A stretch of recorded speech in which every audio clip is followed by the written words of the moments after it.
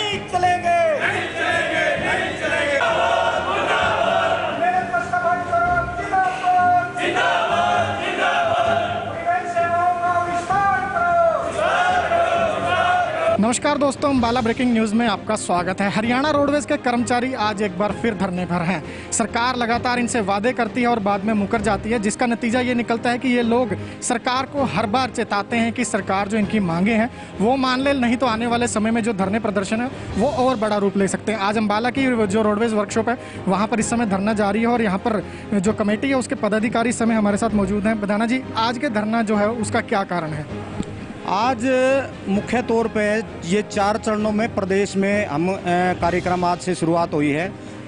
7 तारीख से हम शुरुआत कर रहे हैं। 11 तारीख को 4 डिपो में 7 धरने होंगे और उसके बाद 18 को और 25 को। 25 के बाद 5 सितंबर को हम मंत्री जी के आवास पे वहाँ जाएंगे मास डेपुटेशन के तौर पे। उनसे बात करेंगे, पूछेंगे भी ऐसा हमारे साथ बार बार क्यों कर रहे हो आप। यदि फिर भी सरकार यदि नहीं मानती है, नहीं चेतते हैं, मंत्री जी यदि बातचीत के रास्ते को नहीं खोलते हैं, तो हम समझते हैं कि ये आंदोलन आगे बढ़ेगा। और आंदोलन किसी भी रूप में, वो मास कैजुअली हो सकती है, वो कोई और रूप हो सकता है। कोई यदि हमने हड़ताल तक भी जाना पड़े तो इसका नोटिस देके हम हड़ताल तक भी जाने के लिए ये तैयार हैं, क्योंकि सरकार बार बार जो वायदा खिलाफी कर रही है। हमारे जिम्मेवार अधिकारी हैं डीजी, उन्होंने ये कहा था कि विश्वास करो, काठ की हांडी बार बार नहीं चढ़ती, परंतु हम ये कह रहे हैं वो काठ की हांडी हर बार चढ़ाते भी हैं, उसमें खिचड़ी भी पकाते हैं और बरगला के, और जनता को जो मूलभूत सेवा है, जो परिवहन की सेवा, जो गरीब का रथ है, उसको पूंजीपति को देने के लिए आमदा है। ये हम बिल्कुल बर्दाश्त नहीं करेंगे। सर, पहले सरकार के साथ आप लोगों की मीटिंग हुई थी, फिर ऐसा क्या हुआ कि सरकार जो है वो दोबारा पलट गई? ये तो सरकार का सवाल है, सरकार से पता करें तो बेटर रहेगा। हम ये कह रहे हैं, हम ईमानदारी के साथ रोडवेज में काम कर रहे हैं, अपने लोगों को गंतव्य तक पहुंचा रहे हैं। जो भी सुविधा हमारे से बन पड़ती है हम देते हैं।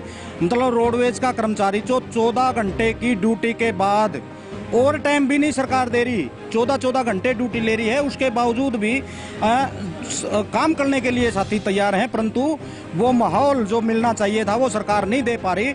और हम ये कह रहे हैं कि सरकार बार बार किसी न किसी तरीके से, मतलब पूंजीपति के मुंह में, क्योंकि जो इन चुनाव में फंडिंग जिन लोगों ने की है उनके लाभ देने के लिए बार बार लगातार जो है प्राइवेट ऑपरेटर को परमिट का लाभ देने की बात हर बार करते हैं। और हम कह रहे हैं कि दिल्ली में जो निर्भया जैसे कांड हुए वो प्राइवेट बस की ही देन थी।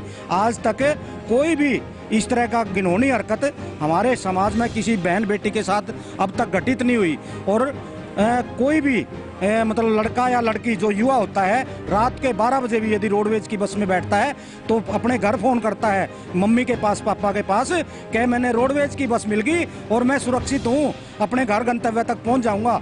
तो इतनी, और मैं कह रहा हूँ 19 बार जो एशिया में फर्स्ट आने वाली जो परिवहन सेवा है उसको ये सरकार और सरकार के अधिकारी तमाम लोग मिलकर खुर्द-बुर्द करने पर लगे हुए हैं। हम जो है इसको खुर्द-बुर्द नहीं होने देंगे। इसके लिए हमें जो भी कुर्बानी देनी पड़ेगी हम कुर्बानी देने के लिए तैयार हैं। सर, आज एक सरकार ने नया फरमान जारी कर दिया है कि बसों में 52 यात्री बिठाए जाएं और सोशल डिस्टेंसिंग भी रखी जाए। क्या ये संभव है? मैं ये कह रहा हूँ, ये अब कैसे शब्द यूज करूँ, मतलब आप साथ होते हुए भी साथ ना हो, ऐसा तो संभव नहीं है। साथ में हो आप और साथ ना हो, नहीं हो सकता। इसका कहने का मेरा मतलब ये है कि 52 सवारी की कैपेसिटी, 52 सवारी आप बैठा रहे हो तो कहाँ मेंटेन रहेगा? ना कोई फिजिकल डिस्टेंस मेंटेन रहता, ना सोशल डिस्टेंस।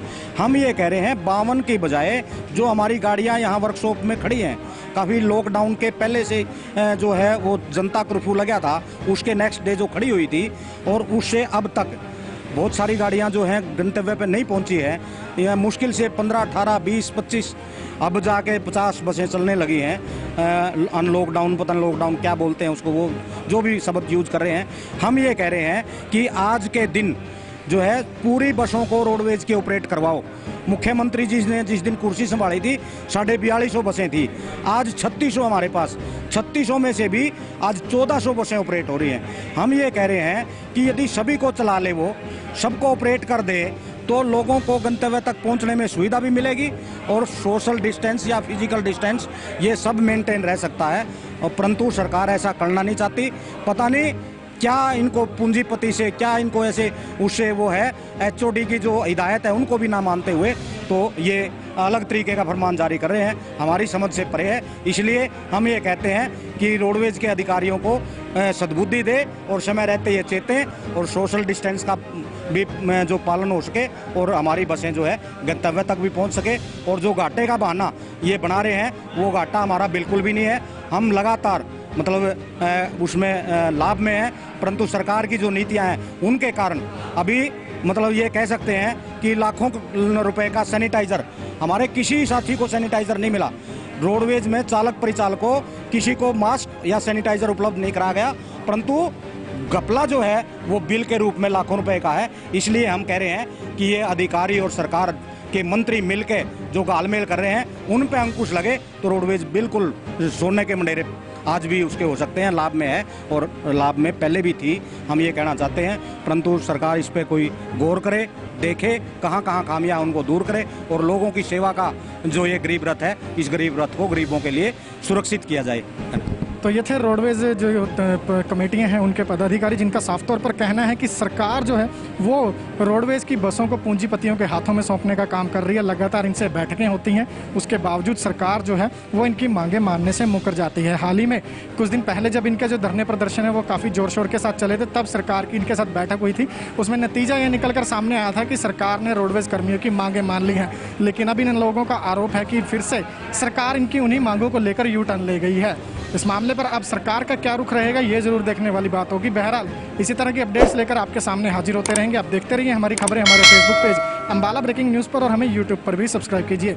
साथ ही अपने मोबाइल स्क्रीन पर हमारी खबरों की अपडेट पाने के लिए प्ले स्टोर से हमारी ऐप भी डाउनलोड कीजिए।